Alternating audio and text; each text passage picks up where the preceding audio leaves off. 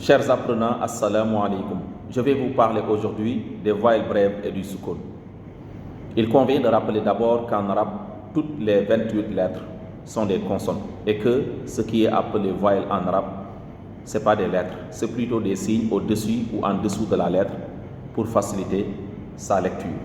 Il y a 3 voyelles brèves permettant une prononciation courte de la lettre, à savoir le fatha, le kasra et le damma. Il y a aussi le soukoun qui est à part.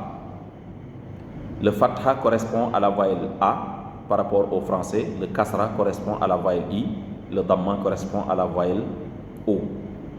Le fatha s'écrit avec un trait en haut de la lettre, le kasra s'écrit avec un trait en bas de la lettre et le damma s'écrit avec comme une virgule au-dessus de la lettre. Pour le soukoun maintenant, il est appelé voyelle neutre, mais il correspond le mieux par rapport au français à l'absence de voyelle. C'est quelque part où vous n'avez pas de voyelle, c'est-à-dire vous avez une consonne qui est suivie par une autre consonne, ou bien qui n'est pas suivie du tout par une autre lettre. C'est ça qui correspond le mieux au soukoun par rapport à l'arabe. Pour les voyelles brèves maintenant, il faut les garder de la façon la plus courte possible.